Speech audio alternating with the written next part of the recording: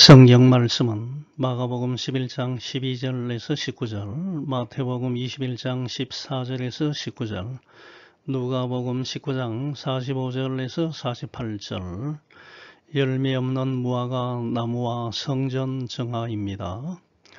마가복음 11장 12절, 이튿날 그들이 베다니에서 나왔을 때 예수께서 시장하신지라 멀리서 잎사귀 있는 한 무화과 나무를 보시고 혹 그 나무에 무엇이 있을까 하여 가셨더니 가서 보신즉 잎사귀 외에 아무것도 없더라. 이는 무화과 ığ대가 아님이라. 예수께서 나무에게 말씀하여 이르시되 이제부터 영원토록 사람이 내게서 열매를 따먹지 못하리라 하시니 제자들이 이를 듣더라. 그들이 예루살렘에 들어가니라. 예수께서 성전에 들어가사 성전 안에서 매매하는 자들을 내쫓으시며 돈 바꾸는 자들의 상과 비둘기 파는 자들의 의자를 둘러붙이며 아무나 물건을 가지고 성전 안으로 지나다님을 허락하지 아니하시고 이에 가르쳐 이르시되 기록된 바 내 집은 만민이 기도하는 집이라 칭함을 받으리라고 하지 아니하였느냐. 너희는 강도의 속을 만들었도다 하시매 대제사장들과 서기관들이 듣고 예수를 어떻게 죽일까 하고 깨하니 이는 무리가 다 그의 교훈을 놀랍게 여기므로 그를 두려워함일러라. 그리고 날이 저물매 그들이 성 밖으로 나가더라. 오늘 본문 말씀은 두 사건으로 구성되어 있습니다. 첫 번째 사건은 마가복음 11장 12절에서 14절에 나오는 열매는 없고 잎만 무성한 무화과 나무를 예수님께서 저주하신 사건이고, 두 번째 사건은 마가복음 11장 15절에서 19절에 기록된 성전 정화 사건입니다. 인간의 죄를 대속하기 위하여 십자가의 죽으심을 담당하시고자 일요일에 예수님은 나귀 새끼를 타시고 예루살렘에 입성하였습니다. 이때 제자들과 군중들은 겉옷을 벗어서 나귀에 걸쳐 두어 안장을 만들었고 겉옷과 들에서 베어온 종려나무 가지를 길에 펼쳐 놓았고 예수님을 앞뒤로 에워싸서 행진하면서 호산나 다윗의 자손이여 찬송하리로다 주의 이름으로 오시는 이여 가장 높은 곳에서 호산나 주여 구원하소서를 외쳤습니다. 예루살렘에 도착하신 예수님은 성전에 들어가서 모든 것을 둘러보셨고 날이 저물었을 때 12제자와 함께 베다니로 나가서 거기에서 밤을 지내셨습니다. 그 다음 날 즉 월요일 아침 일찍 베다니에서 나와서 예루살렘으로 가시는 도중에 배고픔을 느낀 예수님은 잎이 무성한 무화과 나무 한 그루가 있는 것을 보시고는 혹시 그 나무에서 무엇을 얻고자 하셨으나 아무것도 얻지 못하자 그 무화과 나무를 저주하셨습니다. 이 무화과 나무 저주 사건은 매우 상징적인 의미가 있습니다. 예수님은 잎만 무성하고 열매가 없는 무화과 나무를 저주하심으로써 경건의 모양은 있으나 경건의 능력이 없는 이스라엘이 하나님의 심판을 받아서 멸망할 것을 암시하신 것입니다. 열매 없는 무화과 나무를 저주하신 예수님은 그날 예루살렘에 있는 성전에 들어가셔서 성전에서 매매하는 모든 사람들을 내어 쫓으시고 한전상, 머니체인저의 상가, 비둘기 파는 사람들의 의자를 둘러 엎으시고 성전을 깨끗하게 정화하셨습니다. 예수님은 거룩한 성전이 돛대기 시장과 같이 되고 종교의 이름을 빙자하여 폭리를 취하는 사악한 무리들에 의하여 강도의 속을 즉 강도의 은신처가 된 상황을 그냥 둘 수가 없어서 침묵하지 않으시고 즉각 깨끗하게 정화하신 것입니다. 이 사건을 일명 성전정화 사건이라고 부릅니다. 예수님에 의한 성전정화 사건은 예수님의 공생의 사역 기간 중에 총 2번 있었습니다.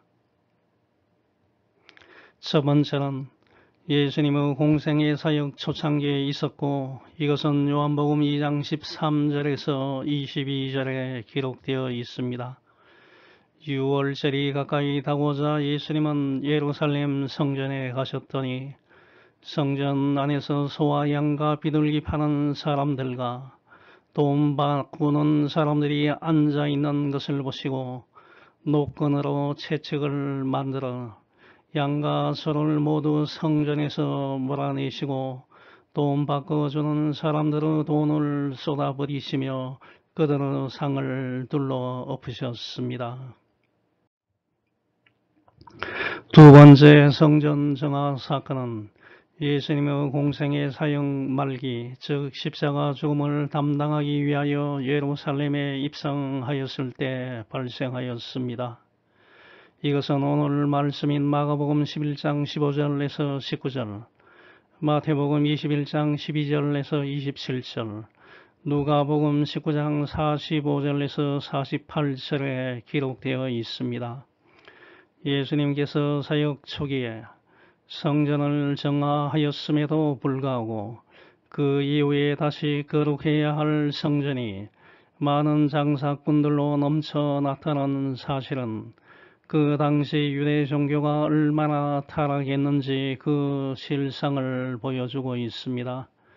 예수님께서 들어가신 예루살렘에 위치하는 성전은 솔로몬 성전, 스룹바벨 성전에 이어서 세 번째로 헤롯 왕이 건축한 헤롯 성전이었습니다.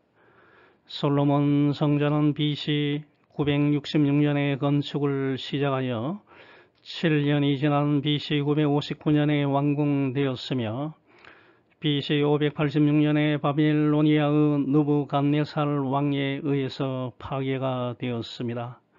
두 번째 성전인 수룹바벨 성전은 BC 520년에 건축을 시작하여 4년 6개월 경과한 BC 516년에 완성되었으며 BC 63년 로마의 폼페이우스 장군에 의해서 파괴되었습니다. 세 번째 헤롯 성전은 BC 19년에 건축을 시작하여 82년이 지난 AD 63년에 완공되었으며 AD 70년 로마 제국의 디도 장군에 의해서 파괴되었습니다. 이스라엘을 지배하고 있던 로마 제국에 의하여 분봉왕으로 임명된 이돔의 출신의 헤롯은 유대인들의 한심을 사서 자신의 정치적 통치 기반을 단단하게 구축하기 위하여 예루살렘의 성전을 건축하였던 것입니다. BC 19년부터 8년간 공사하여 성전의 골격을 갖추었고 총 80년에 걸쳐서 성전을 완성했습니다. 예수님께서 공생의 사역을 하실 때에는 성전이 건축 공사를 한 지 46년 되던 시점이었습니다. 이 성전은 모리아산 꼭대기에 세워졌고 규모는 사방 400m이고 성전의 외부 장식을 거의 은이나 금으로 입혔고 나머지는 대리석으로 지었으며 유대 민족의 정치, 경제, 사회, 문화, 종교 중심지로 자리 잡았습니다. 사진에 보는 바와 같이 이것이 헤롯 성전입니다. 헤롯 왕이 건축한 이 성전은 이방인들에게도 개방된 바깥들, 즉 이방인의 뜰, 사진에서 보는 바와 같이 이 바깥이 이방인의 뜰입니다. 그 다음에 여인의 뜰, 그 다음에 이 여인의 뜰, 이스라엘 사람들의 뜰, 그 안쪽에 성소와 지성소와 이것을 둘러싸고 있는 제사장의 뜰로 구성이 되어 있습니다. 여기가 지성소, 여기가 성소입니다. 이 성소와 지성소를 둘러싸고 있는 이 영역이 제사장의 뜰이 되겠습니다. 이방인의 뜰은 이 바깥이 이방인의 뜰이 되겠습니다. 이방인의 뜰은 담으로 둘러싸여 있었고 다채로운 대리석으로 포장되어 있었습니다. 이방인들은 그곳을 마음대로 들어갈 수 있었습니다만 미문, 여기에 있는 미문을 통해서 들어갈 수 있는 여인의 뜰에는 접근하는 것이 금지되어 있었습니다. 이 여인의 뜰에는 유대인 남녀는 누구나 들어갈 수 있었습니다. 여자들의 출입은 여인의 뜰까지만 출입이 허용되었으나 남자들은 니카노르의 문을 통하여 좀 더 안쪽인 이스라엘 사람들의 뜰에도 들어갈 수 있었습니다. 더 안쪽에는 성소와 지성소가 위치하였고 이것을 둘러싸는 제사장의 뜰이 있었습니다. 오늘 본문 말씀에 나오는 성전 정화 사건이 일어난 것은 가장 바깥쪽에 위치하는 이방인의 뜰 젠타일즈 콜츠 야드에서 발생하였습니다. 그 당시에 소, 양, 비둘기를 매매하고 돈을 환전하는 상행위는 이방인의 뜰에서 일어났습니다. 먼 곳에서 성전에 온 유대인들은 자신의 죄를 대신 속해주는 소, 양, 비둘기와 같은 희생 제물을 직접 가져올 수 없었기 때문에 처음에는 좋은 목적으로 성전 안에서 필요한 제물을 살 수 있게 되었습니다. 하지만 시간이 흘러감에 따라 탐욕에 눈이 먼 유대 종교 지도자들과 상인들은 돈벌이에 맞들게 되면서 타락하기 시작하였습니다. 즉 정치권과 맞물려서 성전을 둘러싼 더러운 이권의 연결고리가 형성되었습니다. 제사장들은 제사를 드리기 위하여 성전을 방문하는 사람들의 편의를 제공한다는 명목하에 상인들로 하여금 성전에서 장사하는 것을 허락하였고 상인들은 수익의 상당 부분을 제사장들에게 상납하였습니다. 이렇게 부패하고 타락한 성전을 예수님은 깨끗하게 정화시키셨습니다. 오늘 본문 말씀을 통하여 성전을 정화시킨 예수님과 같이 탐욕을 물리치고 성전인 자신의 몸을 죄와 불의로 더럽히지 않겠다고 작정하는 시간이 되면 좋겠습니다. 첫 번째, 그리스도인은 경건의 모양이 아니라 경건의 능력을 가져야 합니다. 마가복음 11장 12절을 보면 예수님은 월요일 아침에 베다니 숙소에서 나와서 예루살렘으로 가는 노상에서 시장함을 느끼셨습니다. 온전한 인간의 육신을 지니신 예수님은 배고픔도 느끼시고 피곤함도 느끼셨던 것입니다. 요한복음 4장 6절을 보면 남부지방인 유대를 떠나 북부지방인 갈릴리로 가시던 도중에 사마리아에 있는 수가라는 동네에 가셨을 때 예수님은 길 가시다가 피곤하여 우물 곁에 그대로 앉으셨다라고 기록하고 있습니다. 고난 주간의 둘째 날인 월요일 이른 아침에 성전을 정화시키기 위하여 베다니에서 예루살렘으로 가는 노상에서 배고픔을 느끼신 예수님은 잎사귀가 달린 한 무화과 나무를 보시고 다가가서 무엇이 있을까 하여 가졌으나 아무것도 없음을 보시고 그 무화과 나무를 저주하셨습니다. 이 본문 말씀은 신약성서 중에서 가장 난해한 이해하기 힘든 말씀 중에 하나입니다. 비인격적인 무화과 나무에 대하여 이제부터 영원토록 사람이 내게서 열매를 따먹지 못한다. 즉 열매를 맺지 못한다는 예수님의 저주 말씀과 행동은 지금까지의 예수님의 모습과는 너무나 다르기 때문입니다. 그동안 예수님은 자신의 능력을 사용하여 병든 사람을 치유하시고 죽은 자를 살리는 구원 행위와 하나님 나라의 복음 전파에 집중하셨습니다. 즉 선한 일을 하는데 자신의 능력을 사용했습니다. 하지만 지금 열매 맺지 못한 나무를 죽이는데 그의 능력을 사용했습니다. 과연 예수님의 이러한 행동을 우리가 어떻게 이해할 수 있겠습니까? 이것을 이해하기 위해서는 예수님의 행동 배후에 숨어있는 진리를 찾고자 하는 갈망과 진정한 용기가 필요합니다. 무화과 나무의 학명은 피쿠스 카리카입니다. 또 그 열매는 팔레스타인 지방에서 중요한 과일 중에 하나입니다. 무화과와 관련한 말씀은 성경에서 쉽게 찾을 수 있습니다. 민수기 13장 23절 보면 가나안 땅을 정탐하러 간 이스라엘의 정탐꾼들은 에스골 골짜기에서 그 땅의 대표적인 과일인 포도송이, 석류와 무화과를 취하였습니다. 무화과 나무는 유대 민족의 풍요와 번영을 상징합니다. 열왕기상 4장 25절 보면 솔로몬이 사는 동안에 유다와 이스라엘이 단에서부터 부엘세바에 이르기까지 각기 포도나무 아래와 무화과 나무 아래에서 평안히 살았다라고 말하고 있고, 미가서 4장 4절에는 각 사람이 자기 포도나무 아래와 자기 무화과 나무 아래에 앉을 것이라고 말하고 있습니다. 또 창세기 3장 7절 보면 선악과를 따먹은 아담과 하와는 눈이 밝아져서 자신들의 벗은 몸을 무화과 나무 잎을 엮어 치마를 만들어 덮었습니다.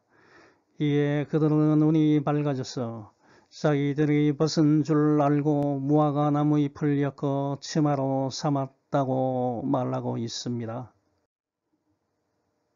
사무엘상 25장 18절 보면 아비가일은 헤브론에서 다윗을 위하여 떡 200덩이와 포도주 2가죽 부대와 잡아서 요리한 양 5마리와 볶은 곡식 5소아와 검포도 100송이와 무화과 뭉치 200개를 가져다가 나귀들에게 싣고 갖다 주었습니다. 역대상 12장 40절을 보면 이스라엘 백성들은 무화과로 무화과 과자를 만들어 먹기도 했습니다. 열왕기하 20장 7절을 보면 히스기야 왕은 종기를 알았을 때 무화과 반죽을 상처 부위에 놓아서 치유함을 받았습니다. 이와 같이 무화과는 식용이나 약용으로 이스라엘의 역사와 매우 밀접한 관계를 갖는 열매이었습니다. 즉 무화과 나무는 이스라엘을 상징합니다. 이러한 관점에서 예수님께서 말씀하신 이제부터 영원토록 이 무화과 나무의 열매가 맺히지 않는다는 것은 이스라엘의 하나님의 심판이 임한다는 것을 의미합니다. 예레미야 8장 13절을 보면 여호와의 말씀이니라 내가 그들을 진멸하리니 포도나무에 포도가 없을 것이며 무화과 나무에 무화과가 없을 것이며 그 잎사귀가 마를 것이라. 내가 그들에게 준 것이 없어질 것이다 라고 하셨다고 말하고 있습니다. 무화과의 초기 수확은 5월 하순에서 6월입니다만 예수님께서 무화과 나무를 찾아서 저주한 시점은 6월절에 가까운 4월이었습니다. 예수님께서 무화과를 찾은 때는 수확기가 아닌 때이었지만 잎과 열매가 거의 동시에 피어나는 무화과의 특성으로 보아 잎사귀가 있는 무화과 나무에서 열매를 기대하는 것은 당연한 것이었습니다. 하지만 잎이 무성한 무화과 나무에는 아무런 열매가 없었으며 이것은 예수님을 실망시켰고 예수님의 저주를 받게 되었습니다. 이것은 잎만 무성하고 열매 없는 무화과 나무처럼 경건의 모양만 갖추고 경건의 능력을 갖지 못한 종교 지도자들과 백성들에 대한 심판을 암시한 것입니다. 실제로 이스라엘 종교의 중심이었던 예루살렘 성전은 AD 70년에 로마 제국의 디도 장군에 의해 완전히 파괴되었습니다. 특히 교회는 기독교 문화와 형식만 남아있고 예수 그리스도를 믿으면 구원을 얻는다는 이신득이의 참된 진리가 없어져서는 안 됩니다. 저와 여러분은 겉모습만 있고 신앙의 열매를 맺지 못하는 무화과 나무가 되어서는 절대 안 됩니다. 예수 그리스도를 믿음으로써 참된 열매를 맺는 삶을 살아가야 합니다. 두 번째, 그리스도인은 부단히 자신을 개혁해야 합니다.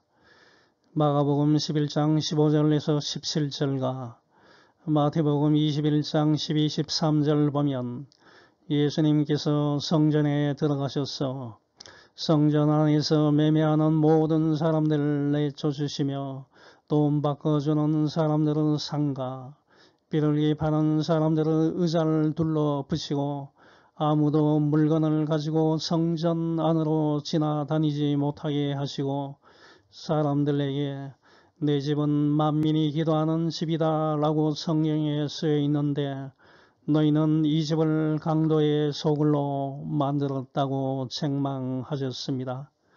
예수님은 거룩한 하나님의 성전이 도떼기 시장과 같이 되고 종교의 이름을 빙자하여 폭리하는 유대 종교 지도자들과 사간 무리들에 의하여 강도의 은신처와 같이 된 현재의 상황을 도저히 그냥 둘 수 없어서 사람들 성전에서 내쫓고 상가 의자를 둘러 엎으심으로써 성전을 깨끗하게 정화하셨습니다. 이것은 그 당시의 유대 종교가 얼마나 타락하고 부패하였는지를 보여주고 있습니다.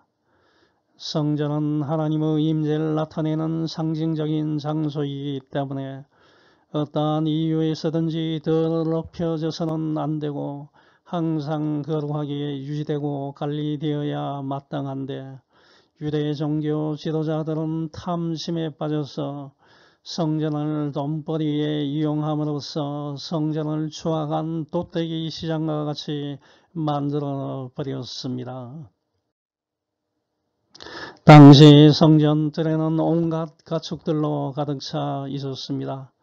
예루살렘 이외의 먼 지역에서 이곳 예루살렘 성전에 오는 유대인 순례자들은 자신의 죄를 사함받을 제사용 제물인 소, 양, 비둘기를 직접 가져오는 것은 이동 중에 여러 가지 문제가 발생하여 불편하고 또 설사 가축을 데리고 와도 그것이 제물로 사용될 정도로 흠이 없는지를 따지는 적합성 검사를 통과하기가 쉽지 않았습니다. 그리하여 처음에는 선한 의도에서 성전들의 희생 제물로 사용할 소, 양, 비둘기를 두고 돈을 주고 사고 팔았습니다. 그러나 시간이 점차 흘러가면서 본래의 취지는 사라지고 타락한 인간의 탐욕만 남게 되어 물질주의에 빠지게 된 것입니다. 이스라엘 사람들은 유월절 430년간 애굽에서 종살이하던 이스라엘 백성이 애굽 이집트를 탈출한 출애굽 사건을 기념하는 절기입니다. 6월절이 되면 모든 사람들이 예루살렘 성전을 방문하는 것이 전통이었습니다. 이 사람들은 속죄용 제사를 드리기 위하여 성전들에서 대제사장에게 고용된 상인들이 파는 희생제물인 짐승을 사야 했는데 그 당시 시세보다 훨씬 비싼 값을 지불하고 살 수밖에 없었습니다. 이윤을 챙긴 상인들은 자신들에게 이익권을 제공해준 대가로 제사장들에게 상당한 금액의 돈을 지불하였습니다. 거룩한 하나님의 성전이 검은 돈과 각종 이권을 챙기려는 제사장들과 상인들의 터전이 된 것입니다. 또한 성전들에는 돈을 바꾸어주는 한전상들이 있었습니다. 당시의 유대 종교 지도자들은 유대인들로부터 한 사람당 매년 반 세겔 그 성전세를 받았습니다. 구약 성경 출애굽기 30장 12절에서 16절을 보면 여호와 하나님께서 모세에게 너는 이스라엘 백성의 인구를 조사할 때 각자 자기 생명의 값을 나 여호와에게 바치게 하라. 그러면 내가 인구 조사를 할 때 그들에게 재앙이 미치지 않을 것이다. 인구 조사를 받는 사람은 반 세겔을 나 여호와에게 바치게 하라. 20세 이상 인구 조사를 받는 사람은 모두 이 돈을 바쳐야 한다. 너희가 이 생명의 값을 나 여호와에게 바칠 때는 부자라고 해서 더 많이 내게 하거나 가난한 사람이라고 해서 덜 내는 일이 없도록 하라. 너는 이스라엘 백성에게서 이 돈을 받아 성막 비용으로 사용하여라. 나 여호와가 이것을 너희 생명의 값으로 여기고 너희를 기억하여 지켜주겠다 라고 말씀하신 것을 기반으로 하여 유대인들은 매년 반 세겔의 성전세를 납부하였습니다. 반 세겔은 노동자의 2일치 임금에 해당하는 돈입니다. 20세 이상 유대인 남자들은 모두 이 성전세를 납부해야 합니다. 마태복음 17장 24절에서 27절 보면 예수님도 성전세를 내셨습니다. 예수님과 열랭이 갈릴리 지역에 위치하는 가버나움에 도착했을 때 성전세를 거두어 드리는 사람들이 예수님의 제자 시몬 베드로에게 와서 당신들은 선생님은 성전세를 안 바칩니까? 라고 질문하자 베드로가 바칩니다. 라고 대답하였습니다. 베드로가 집에 들어갔을 때 예수님께서 베드로에게 먼저 말씀하셨습니다. 시몬아, 너는 어떻게 생각하느냐? 세상 왕들이 누구에게서 관세나 세금을 받느냐? 자기 아들들에게서냐 아니면 다른 사람에게서냐? 그때 베드로가 다른 사람에게서 받습니다 라고 대답하자 예수님께서 그렇다면 아들들은 세금을 내지 않아도 된다. 그러나 우리가 그들의 감정을 상하게 해서는 안 되겠다. 너는 바다에 가서 낚시를 던져라.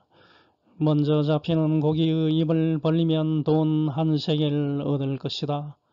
그것을 가져다가 나와 너의 성전세로 주어라 라고 말씀하신 내용이 나옵니다.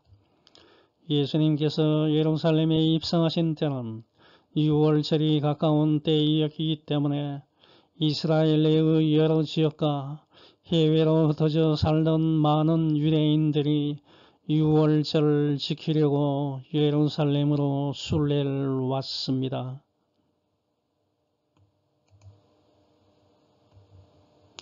그 사람들은 그동안 내지 못했던 성전세를 납부해야 하는데 자신들이 살던 지역의 돈, 그리스, 로마, 두로, 시리아, 이집트 나라의 돈을 가지고 왔습니다.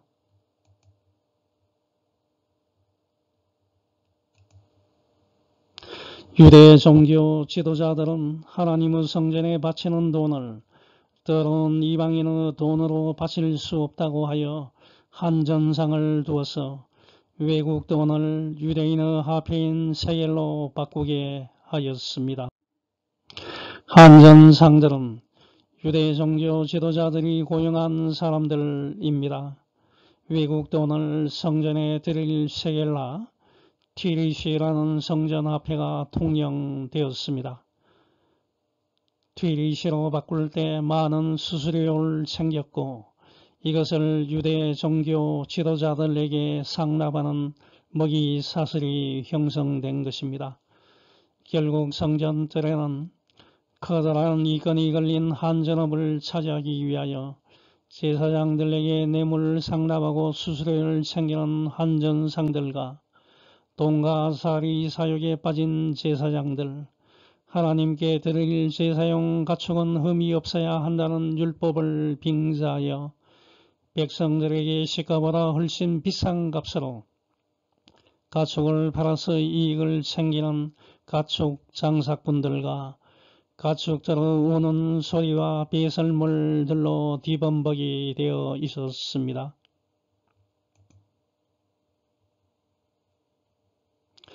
예수님은 3년 전 공생의 사역 초기에도 예루살렘에 오셔서 성전을 정하신 일이 있었는데 유대 종교 지도자들은 예수님의 뜻을 무시하고 계속 성전에서 가축 장사와 한전 장사를 하면서 탐욕에 찬 생활을 하고 있었습니다.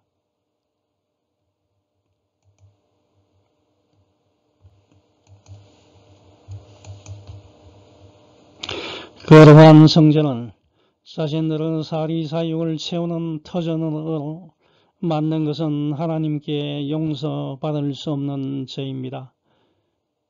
요즘은 어떻습니까? 하나님이 계시는 임재의 상징적 처소인 교회는 거룩한 모습을 유지하고 있습니까?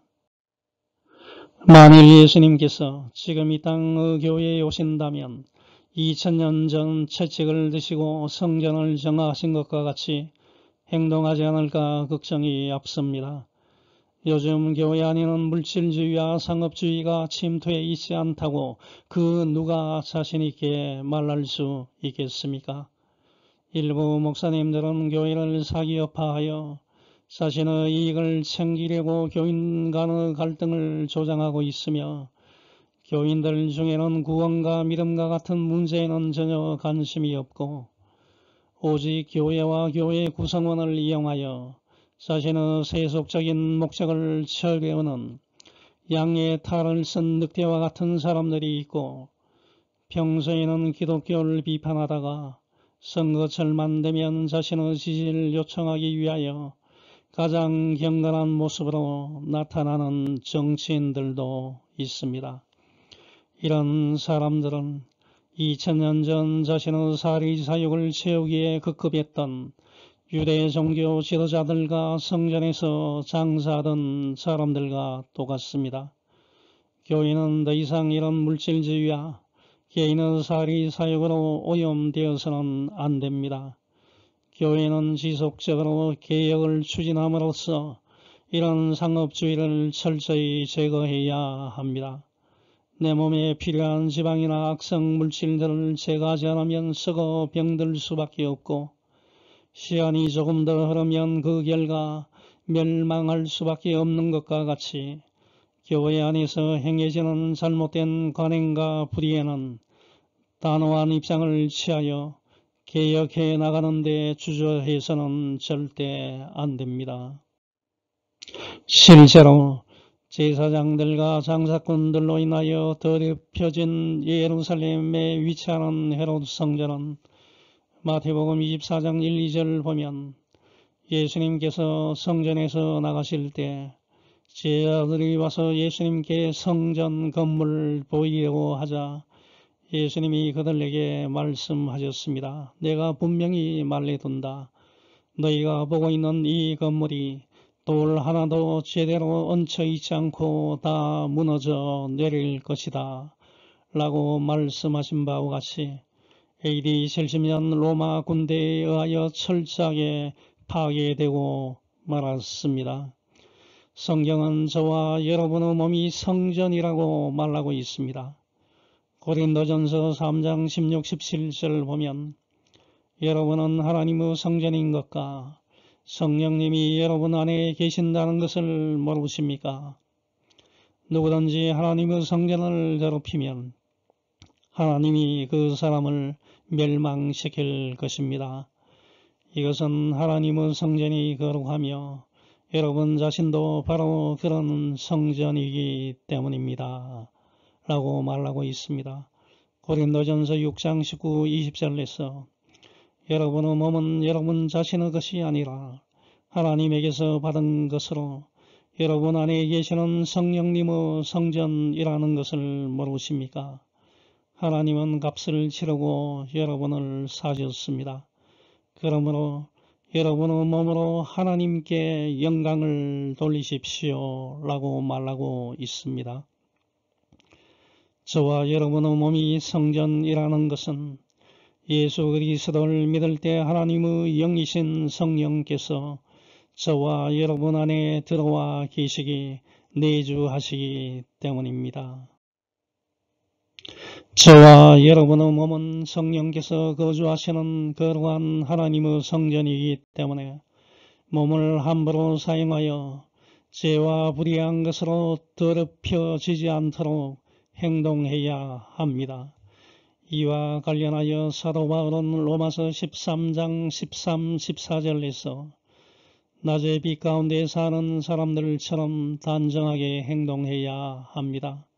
흥청망청 먹고 마시며 술 취하지 말고 음란과 방탕과 싸움과 시기하는 일을 버리십시오.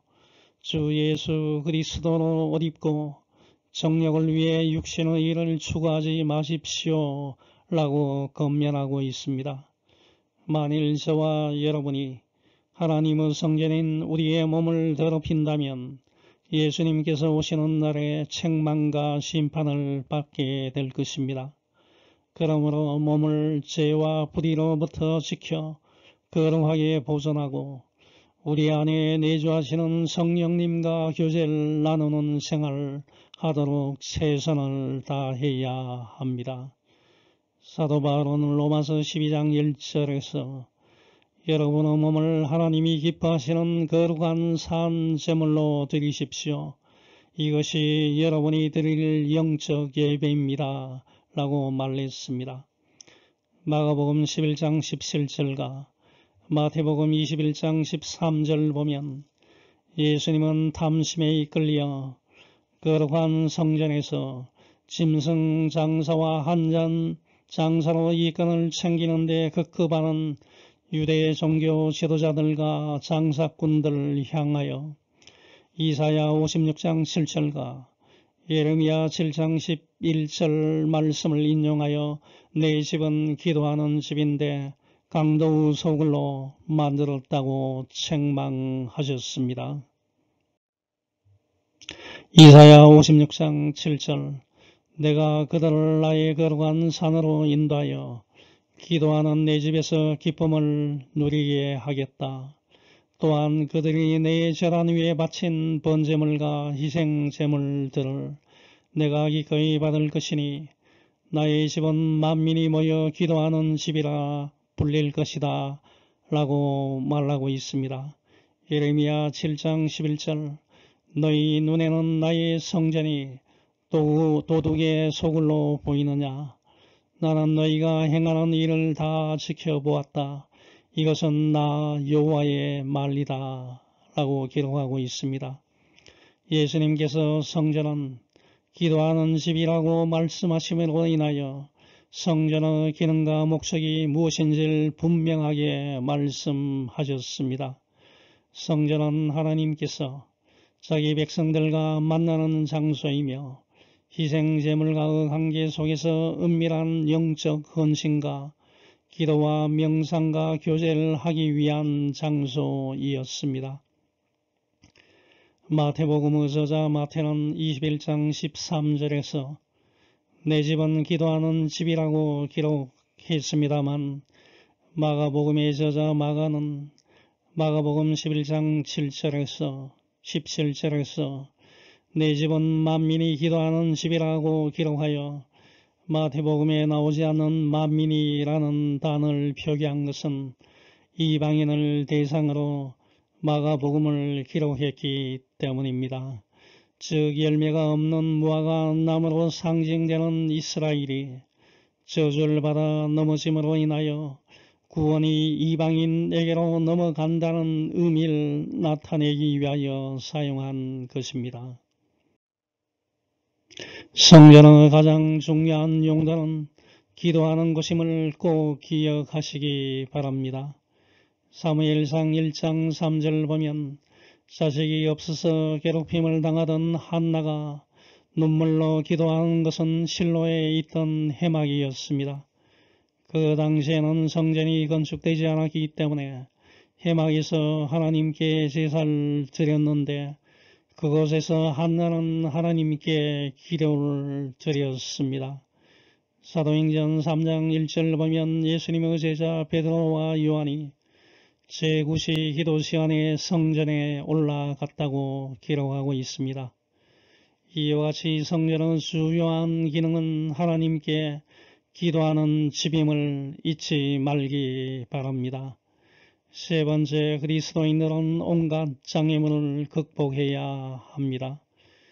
마가복음 11장 18, 19절 보면 예수님께서 내 집은 만민이 기도하는 집인데 너희는 강도의 속을 만들었다 라고 하시는 말씀을 대제사장들과 서기관들이 듣고 예수님을 죽일 방법을 찾기 시작했습니다.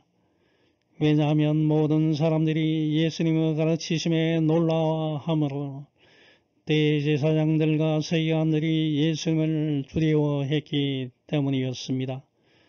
마태복음 21장 14절에서 17절 보면 성전들에 있던 맹인들과 다리를 저는 사람들이 예수님께 다가오자 예수님은 그들을 고쳐주셨습니다. 그러자 대제사장들과 서기관들이 예수님께서 하신 여러가지 놀라운 일과 성전들에서 호산나 다윗의 자손이여 라고 외치는 아이들 보고 화가 나서 예수님께 당신은 아이들이 하는 말을 듣고 있어 라고 말하자 예수님은 그들에게 그렇다. 너희는 어린아이와 젖먹이의 입에서 나오는 찬송을 완전하게 하셨다라고 한 성경 말씀을 읽어보지 못하느냐 라고 말씀하시면서 그들을 따라 성 밖으로 나가서 베다니로 가셔서 거기에서 밤을 보내셨습니다. 맹인과 절뚝발이는 그 당시에 사회에서 외면당하던 소외계층의 사람들이었는데 성전에서 예수님을 만남으로 인하여 병이 완전하게 치유되어 새로운 생활을 할 수 있는 사람들이 되었습니다. 이 사람들은 자신들의 의지나 실수에 관계없이 태어날 때부터 불교의 몸으로 태어난 사람들이었습니다. 그들에게는 미래에 대한 꿈이 없었고 주변 사람들의 멸시와 천대 속에서 하루하루 죽지 못해 사는 사람들이었습니다. 하지만 그들이 예수님을 만났을 때 완전히 치유되었고 새로운 삶을 살게 되었습니다. 오늘날에도 이런 사람들이 수없이 많습니다. 아무리 발달된 첨단 현대의학이라 할지라도 완전하게 치유할 수 없는 병들이 수없이 많이 발생하고 있습니다. 특히 우울증을 비롯하여 몇 년 전에 중국 우한에서 발생한 눈에 보이지 않는 코로나 바이러스와 같이 자꾸 새로 생겨나는 병은 그 치유 방법이 없어서 인간의 한계를 느끼게 만듭니다. 이럴 때 어떻게 하는 것이 가장 좋은 방법입니까? 모든 것을 포기하고 있어야 합니까? 그렇지 않습니다. 이러한 악한 세력을 이길 수 있는 힘을 달라고 예수님께 간구해야 하고 치료할 수 있는 새로운 백신과 치료법을 개발해 나가야 합니다. 그리스도인들은 인간의 힘으로 해결할 수 없는 문제로 고통당하는 사람들, 예수님과 만나게 해 주어야 합니다. 기도를 함으로써 성경 말씀을 읽음으로써 찬양을 함으로써 예수님을 만나야 합니다. 누가복음 18장 27절에서 말하듯이 사람은 할 수 없는 일이라도 하나님은 하실 수 있습니다를 잊지 마시기 바랍니다. 당시 유대 종교 지도자들인 대제사장들과 서기관들은 예수님께서 행하신 일과 아이들이 성전에서 예수님을 보고 호산나를 외치면서 환호하는 것을 보고 분노하였습니다. 아마 유대 종교 지도자들은 자신들이 공식적으로 인정하지 않았던 예수님을 메시아로 여기고 환호하는 모습을 보고 몹시 화를 낸 것 같습니다. 하지만 유대 종교 지도자들의 태도는 이사야 선지자가 예언한 것 같이 듣기는 들어도 깨닫지 못하고 보기는 보아도 알지 못하는 탐욕에 가득 찬 사람들의 모습이었습니다.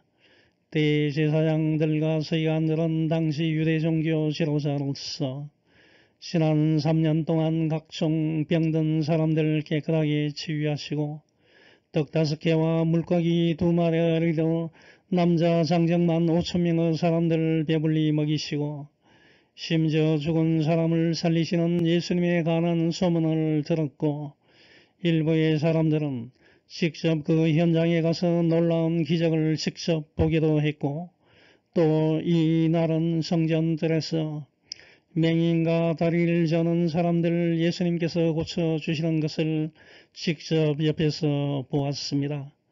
이러한 사실은 예수님이 구약 성경에 예언된 명백한 메시아이심을 입증하는 것입니다.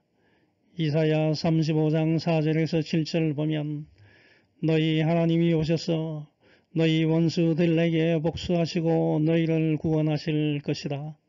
그때 소경의 눈이 뜨이고 기머리의 귀가 열릴 것이며 절름발이가 사슴처럼 뛰고 벙어리가 기뻐 외칠 것이다. 강야에서 물이 솟구치고 사막에도 시내가 흐를 것이며 뜨거운 모래밭이 못이 되고 메마른 땅에 샘물이 솟고 이리가 살던 곳에 갈대와 골풀이 자랄 것이다 라고 말하고 있습니다. 대제사장들과 서기관들은 맹인과 절름발이를 고쳐주신 메시아이신 예수님을 알아보지 못하고 도리어 분노하는 잘못을 저질렀던 것입니다. 마가복음 11장 19절과 마태복음 21장 17절 보면 예수님은 이런 유대 종교 지도자들과 길게 논쟁하지 않으시고 그들을 떠나 성 밖으로 나가서 감난산 동쪽 비탈에 위치한 베다니에 가셔서 밤을 보내셨습니다. 즉 예수님은 성전을 타락시킨 대제사장들과 서기관들과 완전한 단절을 선언하신 후에 베다니로 가셨습니다. 요한복음 11장 1절에서 46절을 보면 베다니는 예루살렘에서 2km 떨어진 곳에 위치하며 이곳에서 예수님은 죽어서 무덤 속에 있은 지 4일 된 나사로를 살리셨고 마르다와 마리아와 나사로 세 남매가 살던 곳이었습니다. 이때는 6월절 기간이어서 예루살렘에 약 200만 명 정도 되는 사람들이 모여들었기 때문에 예루살렘에는 마땅히 쉴 곳이 없었습니다. 그리하여 예수님은 며칠 안 남은 자신의 시간을 효과적으로 보내기 위하여 조용한 베다니 지역으로 가셔서 밤을 보내셨습니다.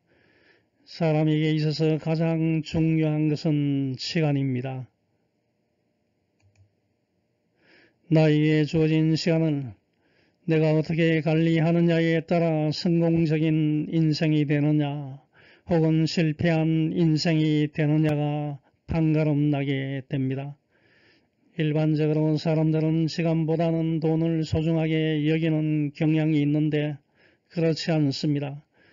돈은 없으면 벌어서 보충이 가능하지만 시간은 흘러가면 다시 쓸어 담을 수가 없고 다시 생산해 낼 수도 없습니다.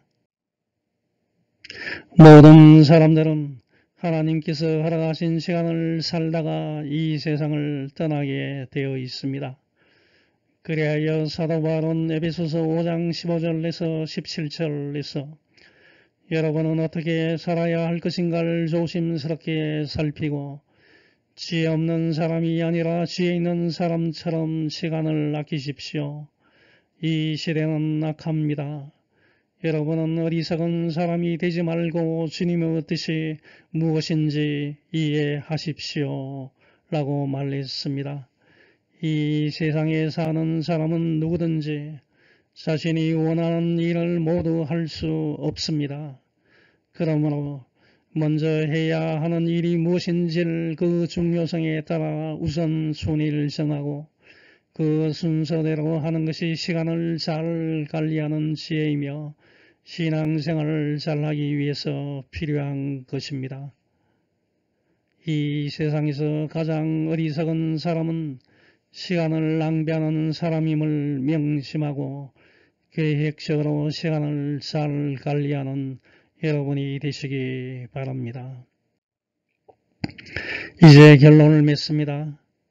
예수님은 입만 무성하고 열매가 없는 무화과 나무를 저주하셨듯이 경건의 모양은 있으나 경건의 능력이 없는 자를 심판하실 것입니다.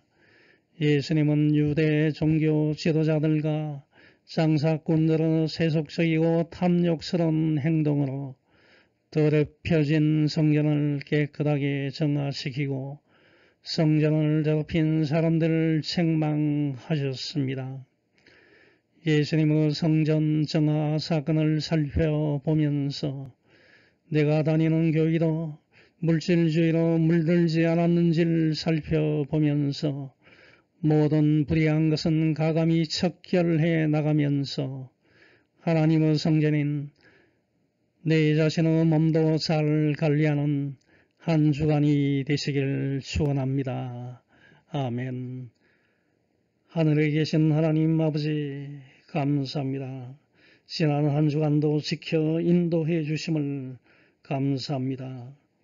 경건의 모양이 아니고 경건의 능력을 갖추게 해 주십시오. 항상 끊임없이 내 자신을 개혁할 수 있게 해주시고 많은 장애물을 극복할 수 있는 믿음을 주시옵소서. 모든 말씀 예수님 이름으로 기도합니다.